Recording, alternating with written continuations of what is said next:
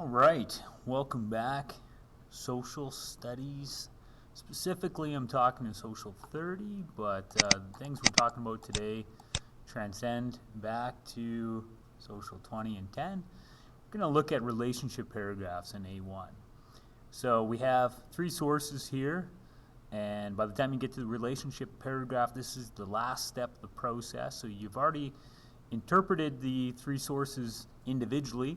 But while you interpret the three sources individually, you're also looking for possible relationships. And so therefore, I thought I'd put together a quick tutorial video that looks at some relationships among these three sources. So we have two quick sources that are text-based and then a photograph. I believe this is a set that was on a 2010 diploma exam. So, step one, a relationship paragraph. Look back to the three sources and see if you can identify a common, what we call umbrella question that each source is a response to. That you need to see the set of three sources now as just that. It's a set, that they all belong together, they're all part of the same conversation. What's the question that they're answering? What is that question? So we want you to begin the relationship paragraph by stating that, taken as a set, comma, all three sources address the same overarching umbrella question, quotation marks, to what extent, whatever the question might be. So these three sources are looking at things like what is the purpose of the economy, to what extent should the economy benefit everyone, should it be designed to serve individuals or the collective, to what extent should or does the economy need to be regulated or directed by government to benefit everyone? So the overarching themes, the umbrella questions, and there can be many, should be some of those big themes that you've been wrestling with in your course. So look back and see if you can see some of those reoccurring themes from the course within the sources. So in 10, the big theme will be about globalism, globalization. Should we embrace globalization? Should we isolate from it? How does globalization affect our identities? Should we allow globalization to affect our identities? Do we need to regulate corporations within globalization because of exploitation?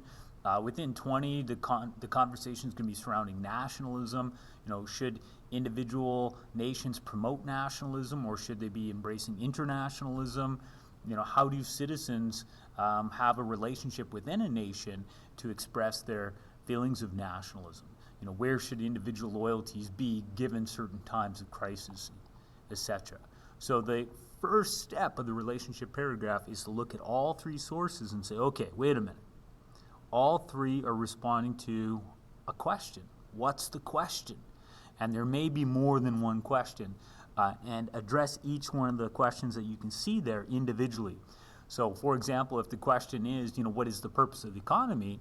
Then after you make that statement, you can say, with regards to this question, the first source would suggest that the purpose of the economy is to blank, blank, blank, whereas the second source may contrast that and suggest the purpose of the economy is to do this. Finally, the third source may argue that the purpose of the economy is this. So you can, after you announce the umbrella question, you can then have the sources answer that question. Now, when you're answering that question, you should be pointing out, you should be contrasting similarities and differences from the ideological perspectives of the sources. So contrasting how would one answer the question as opposed to how would source 2 answer the question will show how there's different assumptions and values and ultimately different ideologies being presented. And even if they agree to some extent, they should not agree completely. There should be some nuance that separates the sources. So that's the first step. Identify the common umbrella overarching themes. And if you don't do that step, you are going to be stuck with 40% as your mark. And I'm going to guess that you don't want 40%. So pushing to get higher than 40% should be your goal here. And let's look at some other steps that can help you there as well. Another possible relationship that you can see is a chronological relationship. So in Social 30, we look at the evolution of liberalism.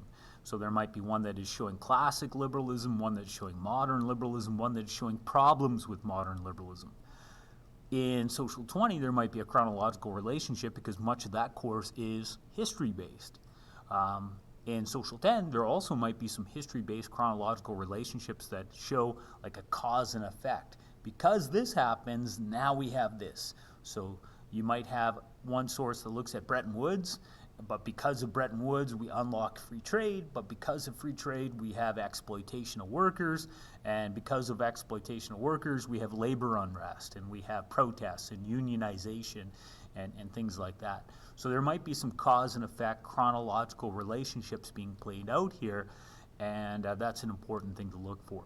So step one was, what is the overarching theme, the umbrella question? You state it, then you answer it from the perspective of each source, and you contrast the assumptions and the values being shown there. Step two, what are some other relationships, chronological, cause and effects? So step three, now you can relate each source with each other. Specifically, how might they respond to each other? You know, how would they react to each other? So there might be some nuances within the sources that pull them together. There might be some linear connections, and there might still be some more holistic connections. Maybe all three sources in 10 are dealing with the topic within globalization of exploitation. So maybe all three sources show exploitation. You can talk about how they show it differently and how they have different assumptions and values about, you know, the role of exploitation, whether it's justified. In 20, maybe all three are talking about propaganda. Maybe there's something in each one that looks at the idea of warfare, or they each look at the idea of economic nationalism, or, you know, nations that are struggling with plurality or diversity, or, you know, dissent from within, and, you know, how should nations respond to dissent. So this next step, step three, trying to find more relationships, you look to see, is there an ingredient that is common to two or more sources? You know, maybe two of them are talking about in 30 corporations. Maybe two of them in 30 are talking about consumerism. So in one, if it's a photograph, maybe it's being illustrated, and in another one, maybe the term shows up. So definitely another way to show relationships. Often we have this 1 to 2, 1 to 3, and back and forth kind of relationship as well when we compare and contrast the assumptions and values of each. And you can see some of that being played out on the screen here. So the most important step, marks-wise, of an A1 is the relationship paragraph. And originally this is meant to take about 15 minutes. You really need to have a plan in order to get through this process in 15 minutes. So what is the plan? The plan is to, as you're interpreting them, see if you can see some parallels. The first and most important parallel to find would be that question that holds them together as a set. You know, what is the question that each one is answering? And often we express it as a to what extent, because the questions in social studies are not absolute. There's not absolute answers, yes or no. There's some degree of yes and no. So we ask questions like, you know, to what extent should nations embrace globalism? To what extent should nations promote nationalism? You know, to what extent is liberalism viable? So we ask questions that are these big thematic questions of the course. But even within that question, there may be related questions that each source is also addressing. So that's a good place to get started with your relationship paragraph, is identifying what are the questions that hold the three sources together now as a set. As a set, how are they answering the same question? And then once you unpack that question, it's logical that the next step would be to say, you know, how, with underneath how they answer that question, can we compare and contrast the values and the assumptions and, you know, the goal? You know, can we compare and contrast the vision that they have for a post-problem society? So once they've dealt with the issue that the source is presenting, can we see if they're trying to build the same society on the same values and assumptions, or maybe source one is trying to create a society based on egalitarianism, whereas source two is trying to create a society based on inequality. So another way to contrast within that umbrella question is to look at not only, you know, how they answered the question, but, you know, ultimately what values and assumptions and ideologies are being shown through their answer. and how do they differ from each other? So another relationship that students forget about is that chronological cause and effect. So I talked about how you can look at the three sources and say, because the stuff shown in 2 happened, now we have the problem shown in 3 and maybe the solution in 1. So we have these cause and effect chronological relationships that also fit the 3 sources together as a package. And this is how they link together.